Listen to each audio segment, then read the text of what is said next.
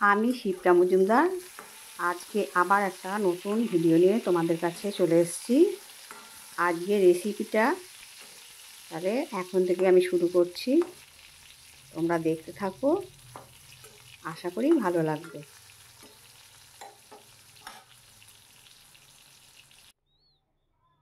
দেখো, আমি আজকে করব ইলিশ মাছ দিয়ে বেগুনের পাতলা ঝোল।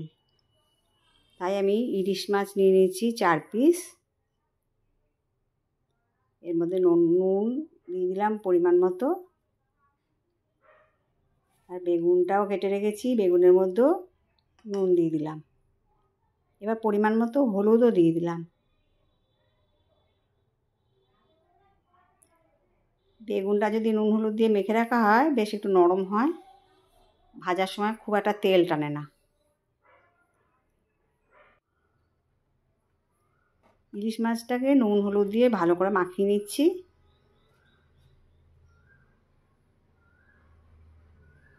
সব সময় মনে রাখবে যে ইলিশ মাছ রান্নার সময় কিন্তু একটু নুন আর একটু ঝাল দিলে ওটা ভালো টেস্ট হয়। কথাতেই আছে নুনে ঝালে ইলিশ মাছ রান্না। সেই ইলিশ মাছ ঝোলই হোক, সর্ষে পোস্ত দিয়ে ঝালই হোক, যাই রান্না করা হোক না কেন, একটু নুন না ঝাল বেশি দিলে জিনিসটা খেতে খুব ভালো হয়। সেরকম আজকে একটু ইলিশ মাছের বেগুন দিয়ে পাতলা ঝোল রান্না করব।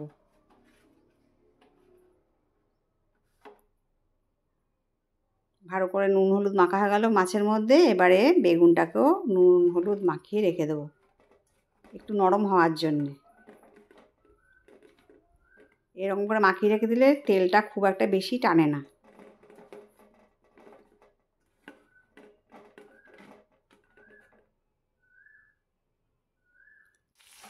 সমস্ত নুন হলুদ মাখানো হয়ে গেছে। এবার দেখো, মিনিট 10 বাদে আমি বেগুনটাকে সুন্দর করে কালো জিরে ফোড়ন দিয়ে তেলের মধ্যে ভেজে নিচ্ছি।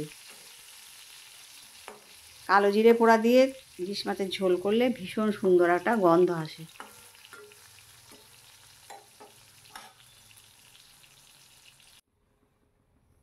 বেগুনটা সুন্দর করে ভাজা হয়ে গেছে, দেখো এইরকম পর্যায়ে ভাজা হয়ে গেল। এরপরে এর মধ্যে আমি 1 চামচ নুন দিলাম। পরে যদি লাগে তখন দিয়ে দেবো, তোমরা যেমন পরিমাণে করবে সেই রকম পরিমাণে নুন হলুদ দিয়ে দেবে, মশলা যেরকম লাগবে সেরকম দিয়ে দেবে। আমি যেহেতু 4টে পিস মাছ রান্না করছি, সেই জন্য আমি সেই পরিমাণে নুন হলুদ আর একটু জিরের গুঁড়ো দিলাম, 1 চামচ জিরের গুঁড়ো দিলাম।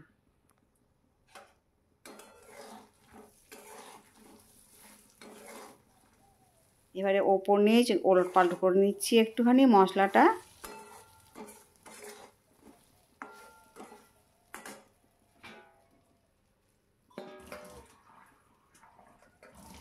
যাতে না মশলাটা পুড়ে যায় সেই জন্য আমি ওপর দিয়ে একটু জল দিয়ে দিলাম।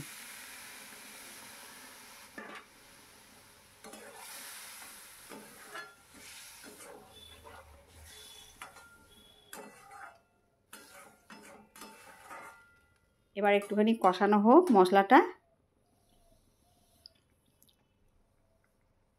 আমি এর মধ্যে আপাতত 3টে লঙ্কা দিলাম, পরে আবার দিয়ে দেবো। দেখো মশলাটা অনেকটা কষে এসেছে। এবার কি করব, মাছগুলো কিন্তু ভাজবো না, কাঁচা মাছগুলো ইলিশ মাছের কাঁচা ইলিশ মাছের টুকরোগুলো বসিয়ে দিলাম। এইভাবেই আজকে আমি রান্নাটা কমপ্লিট করব। এইভাবে একদিন করে খেয়ে দেখো, তোমাদের ভীষণ ভালো লাগবে। এই রেসিপিটা যদি তোমাদের ভালো লাগে তাহলে লাইক শেয়ার কমেন্ট আর সাবস্ক্রাইব করে আমার চ্যানেলের পাশে থেকো,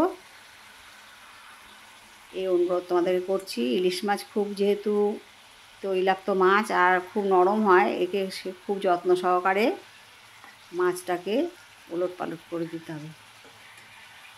1 পিঠ হয়ে গেছে, আরেক পিঠ দিয়ে দিলাম। কাঁচা মাছের ঝোলও যেমন ভাল লাগে, আর এটাও ভাজলাম না, কিন্তু মাছটা এই পর্যায়ে রান্না করে নেব।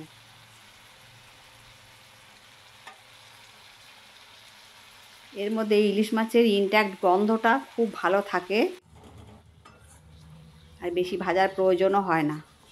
এদিকে দেখো মশলাটা কষে গেছে, মাছটাও এদিকে ওলটপালট করে দিলাম।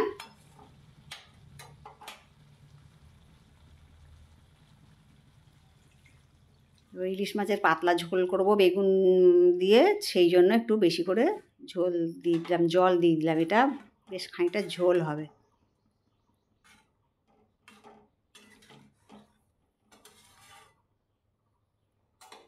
আমার যত কাছের দূরের বন্ধু আছো সবাই আমার প্রাণ ভরা ভালোবাসা নিও।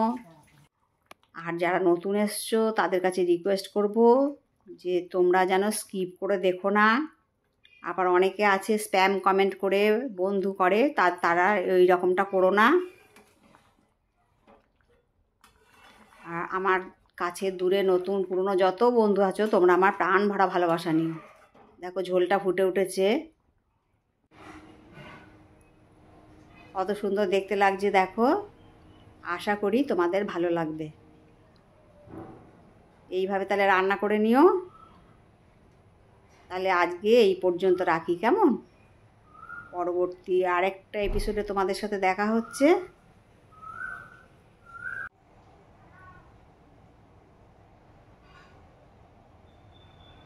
অন্য কোনো আরেকটা রেসিপি নিয়ে। তাহলে আজ এই পর্যন্ত, টাটা।